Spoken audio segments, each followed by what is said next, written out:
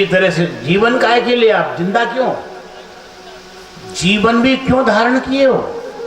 बोले जीवन मात्र आपका इसलिए है, जीवनम तत्व जिज्ञासा, तुम्हारे अपने आप को जानने और पहचानने के लिए तुम जिंदा हो, तुम इंद्रियों के भोगों के लिए जिंदा नहीं हो। अपने आप को समझ लो, बस जीवन समाप्त हो उसी दिन। जीवन तब तक के लिए है, जीवन धारण करना।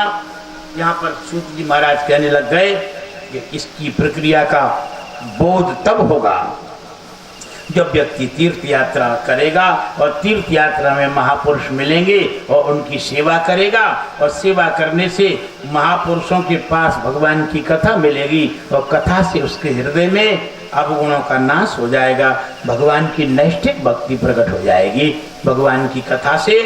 और भक्ति जब प्रकट होगी तो उसके रजोगुणी तमोगुणी भाव शांत हो जाएंगे और शुद्ध सत्यमय और भगवत तत्व का विज्ञान प्रकट हो जाएगा भक्ति के द्वारा, और वो मुक्त संग हो जाएगा और जड़ चेतन की गांठ हो जाएगी, सारे संशयों का नाश हो जाएगा, वो परमात्मा में प्रवेश पा जाएगा। ये बात उन्होंने बताई, अवतारों का विस्तार से वर्णन किया। इसके बाद व्यास जी भगवान ने एक वेद के 4 भाग कर दिए।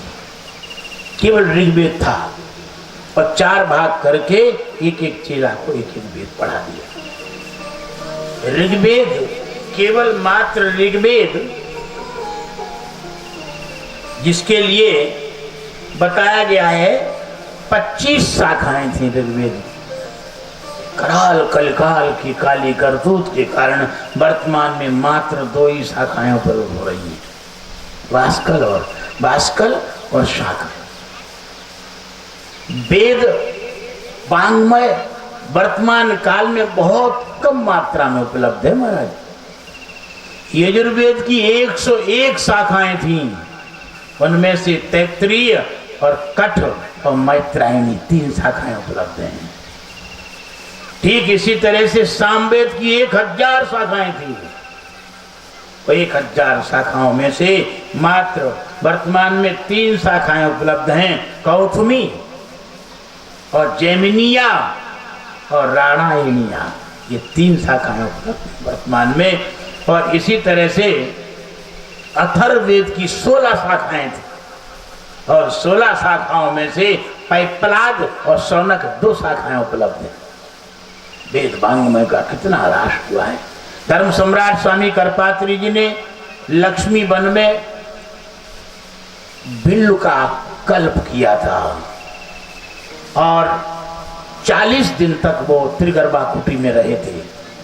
सरस्वती मैया की कृपा हासिल करने के लिए दोबारा वेद वांग्मय प्रकट हो जाए, पर उनका प्रयास असफल रहा, नहीं सफल हो पाए, वेद वांग्मय को प्रकट नहीं कर पाए।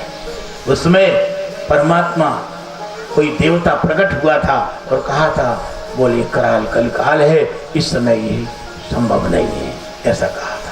स्वामी स्वरूपानंद जी उस समय सेवा में रहे थे। स्वरूपानंद जी ब्रह्मचारी थे। बील के फलों के बीजों का तेल निकाल करके उस तेल का कल्प किया था, उससे पूरे शरीर का परिवर्तन हो जाता है। 40 दिन बड़ा तीव्र तेल होता है वो बील के फलों का, उस तेल का कल्प किया था लक्ष्मी वन में। ये स्वामी करपात्री जी ने बताया था उसमें, पर इकाल कलकाल के कारण वो सब लुप्त हो गए, लुप्त भई सदग्रंथ, वो बात है। तो इस तरह से 4 वेद विभाग कर दिए और उसके बाद 6 शास्त्र जो बने, इनके नाम हम सनातन धर्मी हैं, सबको जानना चाहिए। सबसे पहला वैशेषिक शास्त्र, ये इसमें परमाणुवाद है और महर्षि जैमिनी के द्वारा ये प्रणीत है। वैशेषिक शास्त्र ये उपादान कारण को मानता है, उपादान कारण ही इसका मुख्य लक्ष्य है। और दूसरा बोले न्याय दर्शन, ये न्याय महर्षि गौतम के द्वारा प्रणीत है। न्याय जो दर्शन है, ये न्याय दर्शन काल को ही प्रमाण मानता है, काल की ही इसमें मुख्य भूमिका रहती है। महर्षि गौतम ने काल को ही प्रधान माना है। और ठीक इसी तरह से सांख्य दर्शन है, ये सांख्य दर्शन महर्षि कपिल के द्वारा। ये सांख्य दर्शन क्या है? बोले सांख्य जो है ये प्रकृति को प्रधान मानता है, प्रकृति ही प्रधान है। महर्षि कपिल ने प्रकृति को प्रधान माना है। और ठीक इसी तरह से मीमांसा बोले योग दर्शन महर्षि पतंजलि के द्वारा प्रणीत योग दर्शन में पुरुषार्थ की प्रधानता है। पुरुषार्थ को ही सब कुछ माना है योग में। तुम पुरुषार्थ कर लोगे, यम नियम आसन प्राणायाम प्रत्याहार धारणा ध्यान और समाधि तक पहुंच जाओ। पुरुषार्थ ही परमात्मा तत्व की प्राप्ति बताई गई है योग दर्शन में। इसी तरह से वेदांत दर्शन है। वेदांत दर्शन महर्षि व्यास के द्वारा प्रणीत है। इसको निमित्त कारण मानता है वेदांत दर्शन। और इस तरह से 6 दर्शन हैं। अब आप ऐसे समझें, आपकी भाषा से समझाते हैं, ऐसे समझ में आएगी नहीं। एक कुम्हार है और वो घड़ा बनाना चाहता है, तो घड़ा बनाने में 6 चीजों की जरूरत पड़ती है, 6 बातों की जरूरत पड़ती है। एक बात तो कर्ता की जरूरत है, कर्ता की जरूरत है कि नहीं? और एक उपादान की जरूरत है, मिट्टी की, मिट्टी उपादान है, उसकी जरूरत है। और पहला कारण उपादान घड़े का मिट्टी, जो उपादान कारण है, ये वैदिक शास्त्र का सिद्धांत है। ठीक इसी तरह से दूसरा कारण कर्ता, कर्ता की जरूरत है। निमित्त, निमित्तोपादान जिसको कहते हैं, निमित्तोपादान कुम्हार है जो उसको चक्र को चलाएगा, ध्यान देना।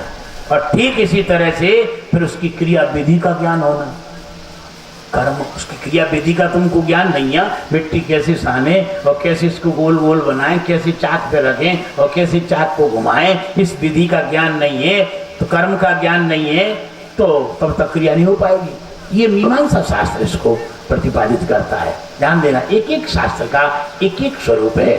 और ठीक इसी तरह से अब डंडा और चक्का और उसमें जो मिट्टी, ये सब जी है, ये सांख्य काल प्रकृति को प्रधान माना है। तो प्रकृति के जो पदार्थ जब तक नहीं होंगे तब तक घड़ा नहीं बन सकता है। डंडा नहीं होगा, चक्का नहीं होगा, चक्के का आधार नहीं होगा, तब तक चक्का घूमेगा ही नहीं।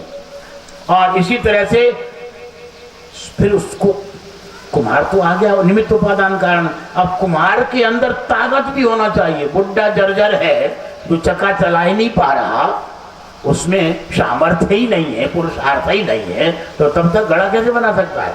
तो पुरुषार्थ, उसमें शक्ति, ये जो है योग का सिद्धांत है। पुरुषार्थ के द्वारा क्रिया संपन्न होती है।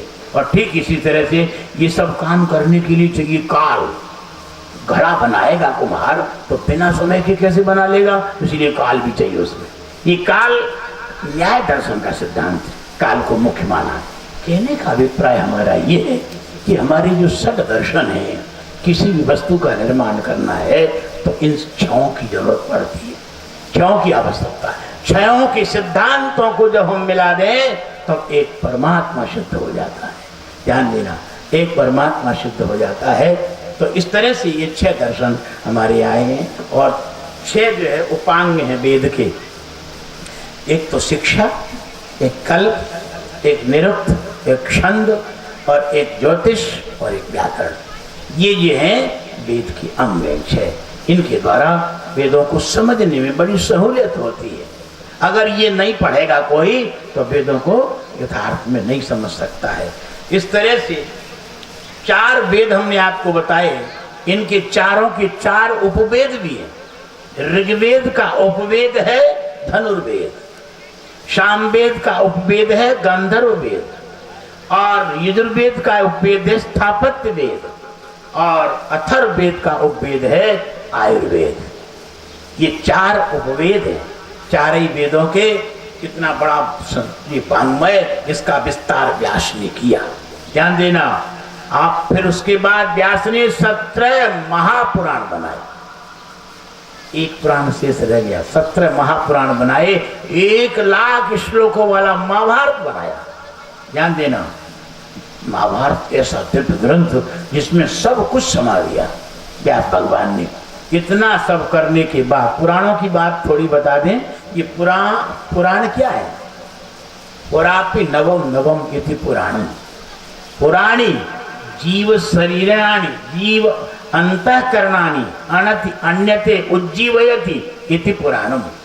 माने पुराण वो विधा है, पुराण वो प्रक्रिया है कि जीवात्माओं के हृदय में जो परमात्मा की चेतना बैठी है उसको सुनने मात्र से प्रकट कर दे, वो है पुराण।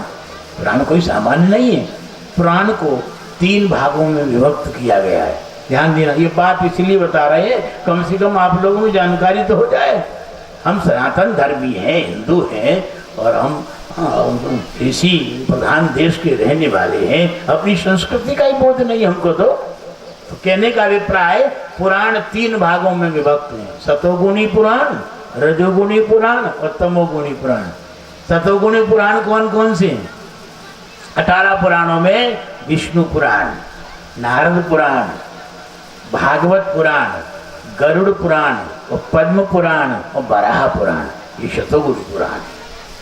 और रजोगुणी पुराण बोले ब्रह्मांड पुराण, ब्रह्म वैवर्त पुराण, मार्कंडेय पुराण, भविष्य पुराण और वामन पुराण और ब्रह्म पुराण, ये रजोगुणी पुराण। और तमोगुणी पुराण मत्स्य पुराण, कूर्म पुराण, लिंग पुराण, स्कंद पुराण और अग्नि पुराण और शिव पुराण, ये तमस को प्रधानता को लेकर के हैं। इस तरह से अलग अलग ऋषियों ने विभाग किया।